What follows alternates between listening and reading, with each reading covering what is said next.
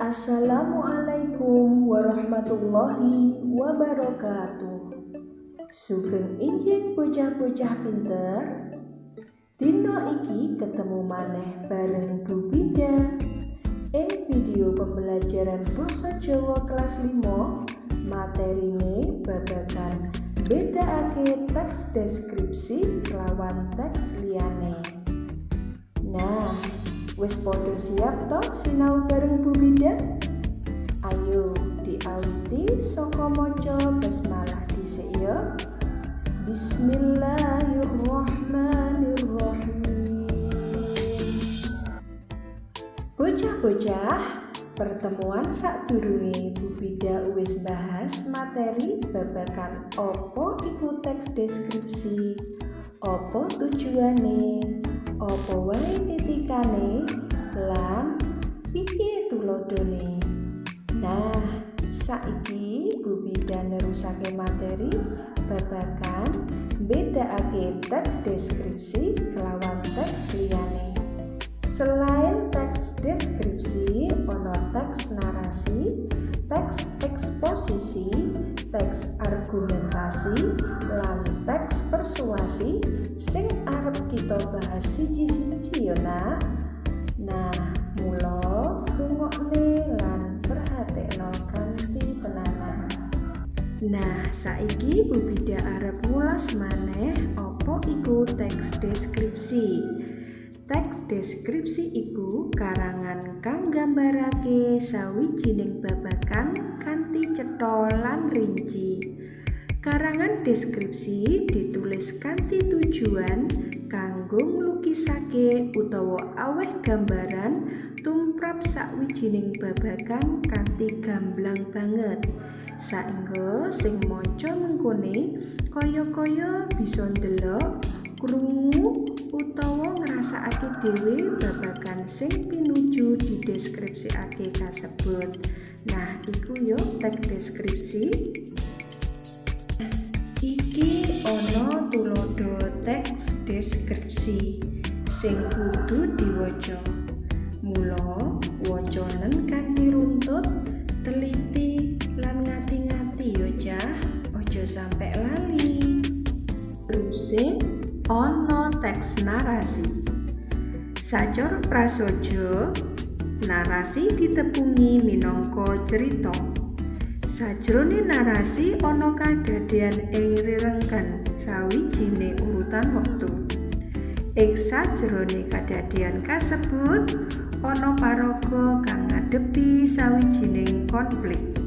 Katelune unsur kang awujud kadadean, paraga lan konflik mujudake unsur pokok sawijining narasi. Nalika katelune unsur mau manunggal dadi siji, katelune diarani plot utawa alur. Dadi narasi mujudake cerita kang dipaparake andhep dasar plot utawa atur utawa urutan kadadean. Nah, iki mau apa sing diarani teks narasi.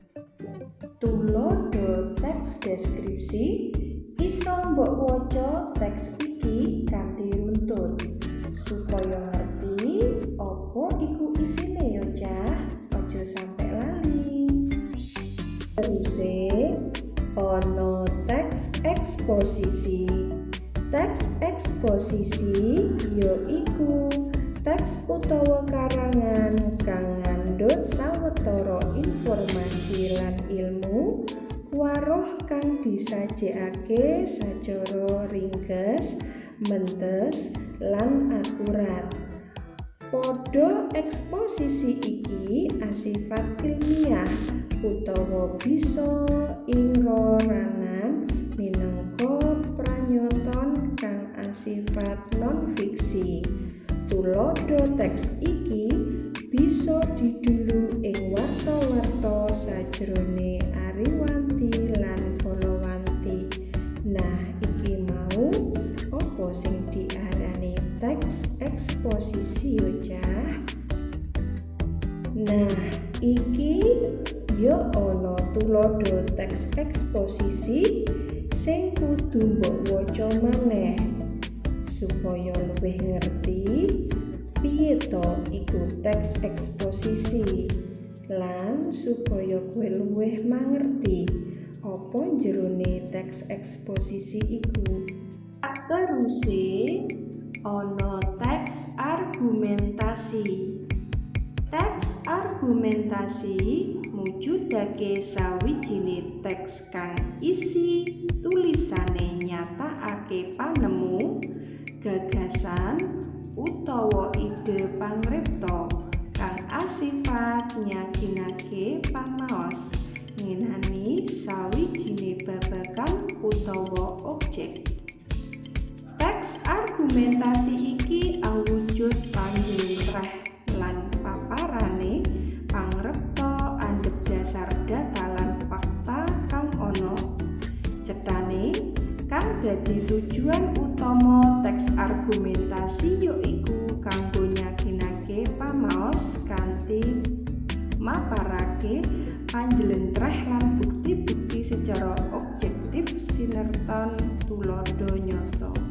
Nah, itu mau teks argumentasi yo cah.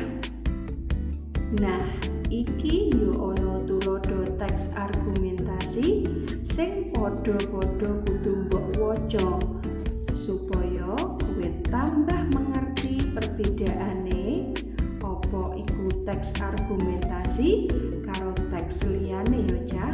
Ojo sampe lali. Terakhir ana teks persuasi. Teks persuasi yaiku sawijine teks kang isine wujud pangajak utawa pambujuk alus marang pamaos. Tujuane supaya pamaos gelem nindakake apa kang dadi karepe pangripta. Teks iki didhapuk andhep dasar pemahaman lan alesan yen saben panemune. Nah, iki mau pembedane teks persuasi karo teks liyane yo cah, kudu digatekne temenan supaya iso mbedakake.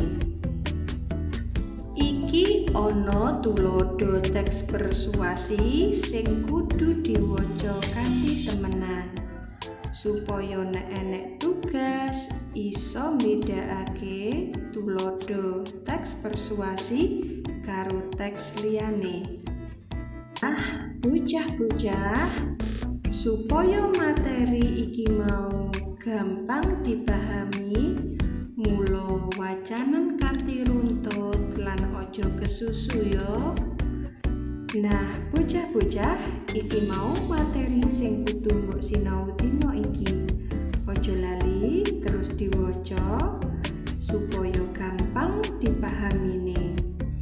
Ketemu maneh bareng Bu Bida ing video pembelajaran sakteruse yo. Aja lali salate, sinaune, dongane lan berbakti karo wong tuwane tetep dijogo. Sing ora kalah pentinge tetep ngikuti aturan COVID-19 supaya kabeh dalam keadaan sehat. Oke, ketemu maneh yuk ing video selanjutnya.